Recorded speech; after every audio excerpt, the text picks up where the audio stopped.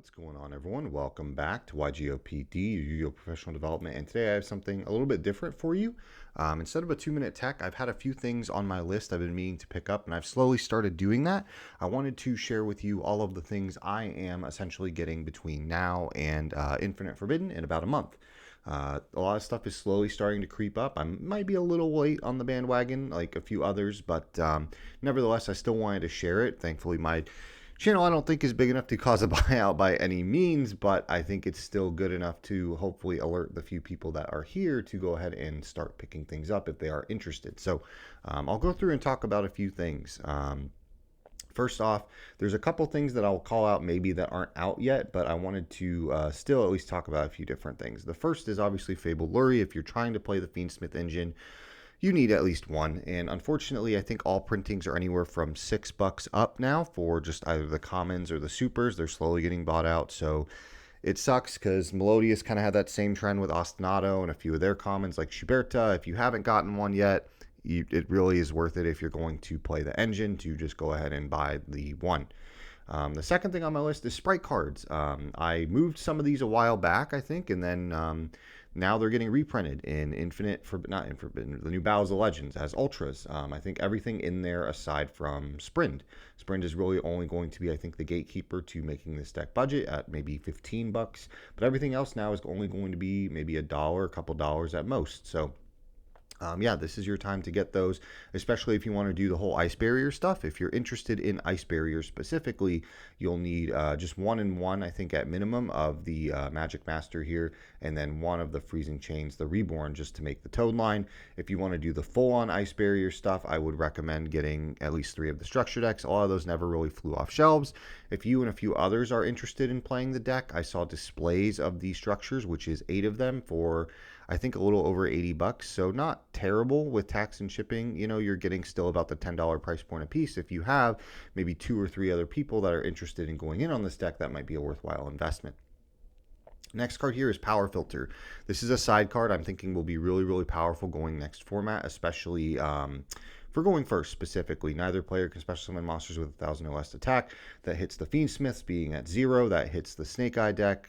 There's just a lot of decks right now that's going to be really powerful against. Even some of the Gimmick Puppet cards are smaller that they need to make before they go into full combo. There's just a lot of different decks where Power Filter is going to be relevant moving forward, even for Snake Eyes right now that still exists. It's going to be, I think, a really, really solid card. So I'm at least picking up 3 of these to test. They're only a couple bucks right now, I think, each for the commons. The Rank Up Magic, Argent Chaos Force stuff. If you've not seen this, the Gimmick Puppet line uses 2 of these. This is the one non-Gimmick Puppet thing, along with 3 Planet Pathfinder that I think are valuable to have. Again, just commons that aren't maybe not on the radar. I think this has like a gold secret and a super maybe. But yeah, these are 2 things that you should definitely consider picking up. And then along with that, I'd recommend for the Gimmick Puppets looking at specifically 88, 40, and 15. Yeah. 15 I think is the only one that's like has a cheap variant. It's anywhere from $5+ each. These specifically are worth picking up. It's either commons or supers while you can, because that's the only other printing outside of the original Shonen Jump promo. Those are like 10 to 12, and these right now, like the super or the low rarity versions, like maybe $1 if not less. And we're about a month away, so like I think this week, like the next 4 or 5 days, is probably your threshold to start putting in big TCG orders before everyone else does. So I think it's valuable to get that too. The one other honorable mention that I will call out are the toy cards. These have not come out yet. They come out in Battles of Legends next week as of recording this.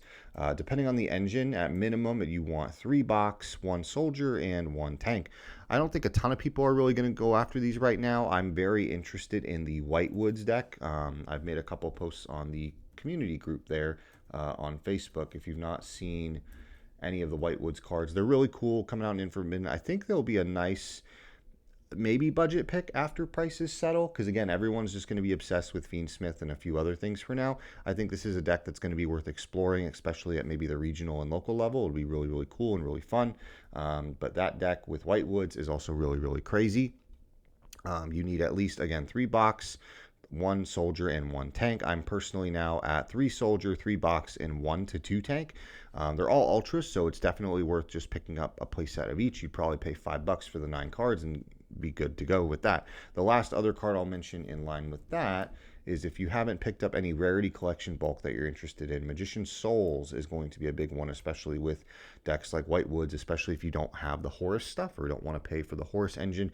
This is a really solid substitute because just 3 souls at supers are dollars or less, plus the illusions being at supers are dollars or less. And the White Woods, not field spell, regular spell, the Searcher, works with a White Woods monster on board or any spellcaster on board. So this is a really good engine to have right now. So this plus sending some of these things feels really free. So yeah, but that's it. That's my quick and dirty list of more or less most things that are already out. There's a couple honorable mentions here, right, from Battles of Legends that come out next week of all the stuff I'm planning to get to start exploring.